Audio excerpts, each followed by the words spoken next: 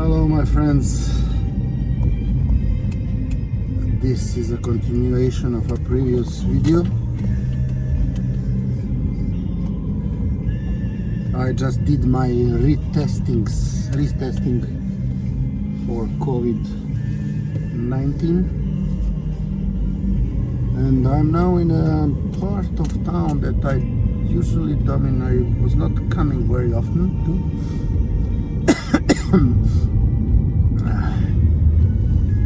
So let's see where this is going to get me to.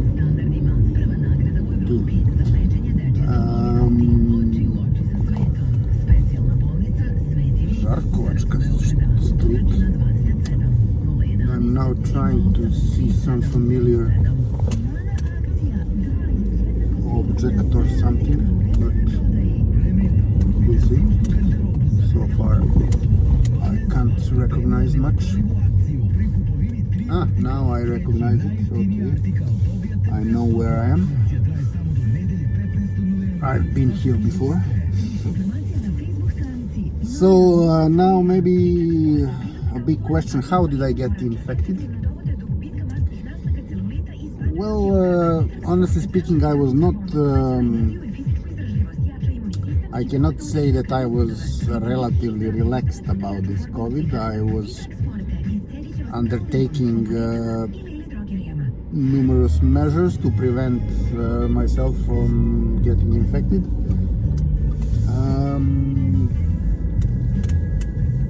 I was not crazy about it. I mean, paranoid, etc. So I tried this whole thing not to affect my life to the point where I would be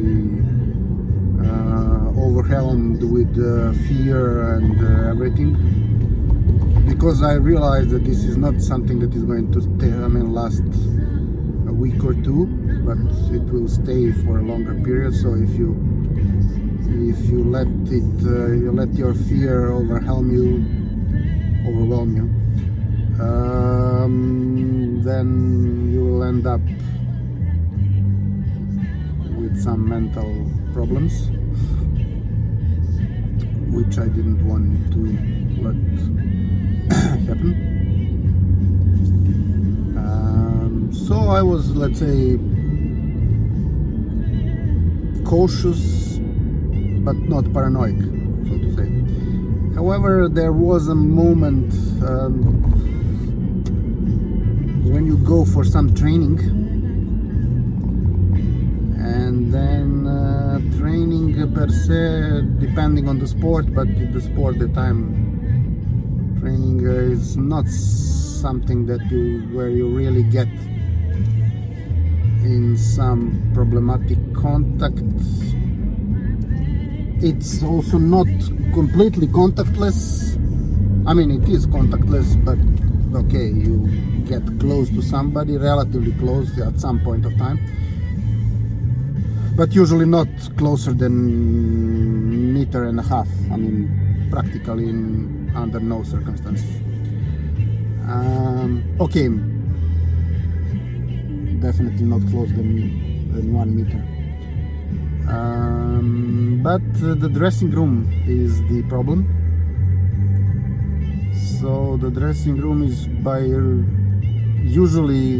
rule is relatively small. It's humid because there are also showers there, and at the end of the training usually a lot of people get there and they are all sweating. They take heavy breathing, because they are usually people after the training, the level of adrenaline and everything is higher, so the frequency of taking breaths is higher, the depthness probably of taking breaths and exhaling is higher, and this is where you can end up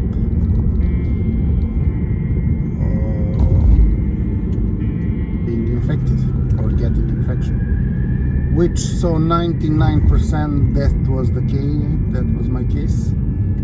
Of course, I cannot be 100% sure, but I don't see any other point, honestly speaking, where this could have happened. So this is just why I'm saying all this, just because for somebody else maybe to pay more attention to prevent from getting infected. Yeah. What I mean, the good thing is when you have some good and knowledgeable friends to consult with or to consult to.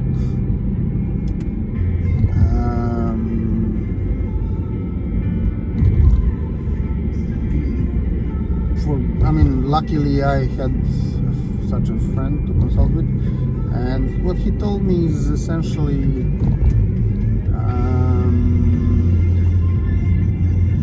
that it would be meaningful to get this pulse oximeter. I mean, there is a small device. Now it's very small. You just put a finger into it, and it measures your saturation of level of oxygen saturation in your blood. I believe in the blood. And usually, I mean, it has to be over 95. And so I bought this device because this is a helpful small thing. Can be useful also in the future. So I said, what the heck? Let's get it. And I was then measuring this oxygen saturation at the beginning 4 times a day,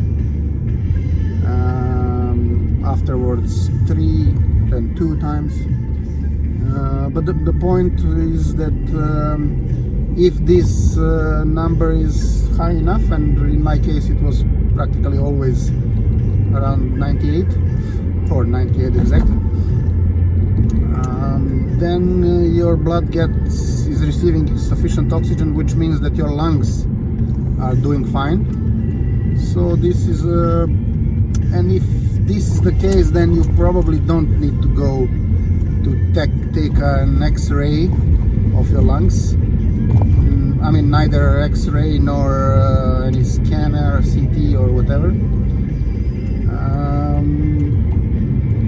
And then when I consulted one expert in this field, he confirmed that there is no point to taking an X-ray and not even the scan, as long as this saturation is fine and as long as the blood test results are fine. And he just pointed out a few testings that I should do in addition with the normal blood testings,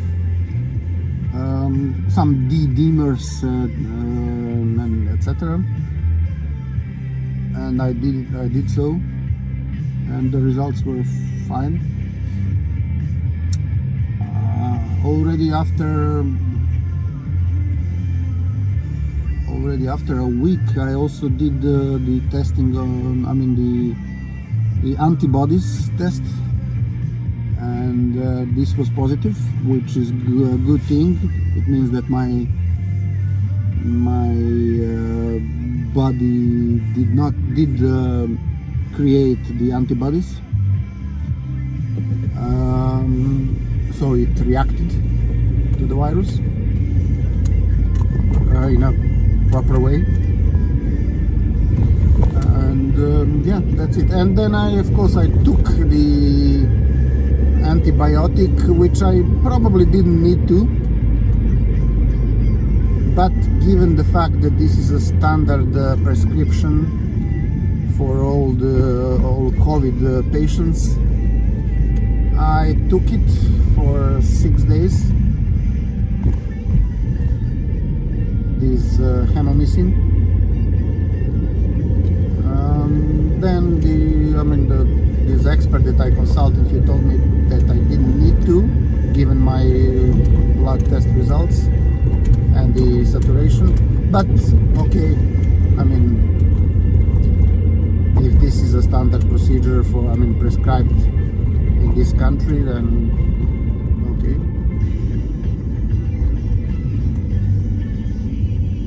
According to my opinion, in this country, I mean, the level of and the frequency of prescription of antibiotics is extraordinarily high. This is something, I don't know why is this, but let's take this opportunity to exploit a bit Dedinje, and essentially yes, Dedinje, one of the nicest areas in Belgrade. Whoa, huh.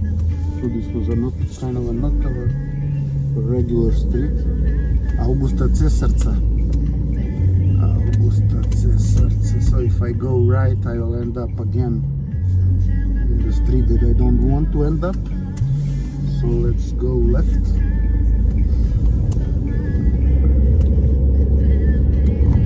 Driving off streets of Philadelphia, not Philadelphia, but Belgrade. So now we're in Tolstoyeva Street. So this is one of the most famous streets in Dedinje. I mean, here are the official residences of the highest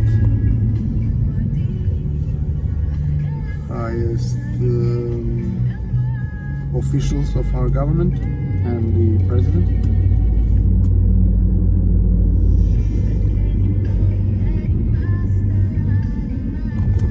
It was also famous for the events,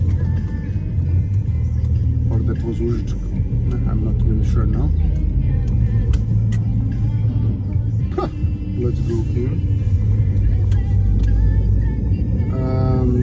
So the residence of our ex-president Milosevic was also here, and here is here around.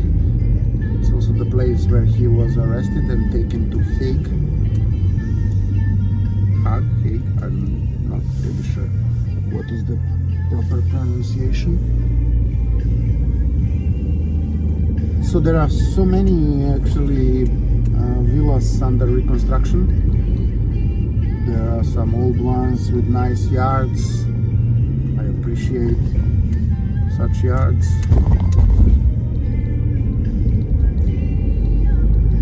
However, living here in such villas means that there is no way you can walk to the nearest corner shop or something, or market. You practically always have to take a car. There is no doubt that all these people have several cars in their homes, but again,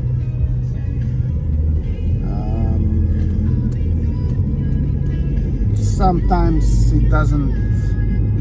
it's not so suitable, so to say. And to anything else, I mean, there is no chance you can walk to reach anything else. You practically always need to take a car. Or in my case, it would be probably a scooter. But yeah, here, I mean, still the culture of scooters is not yet that strong here in Serbia. And the weather conditions are also not as good as they are in Greece or Italy or Spain, or even Turkey for that matter. So Mediterranean. But on the other hand, they are better compared to the Central Europe. So we are somewhere in between. Okay, I would say that much for now. I don't want to take your attention any further. Talk to you soon again. Bye bye.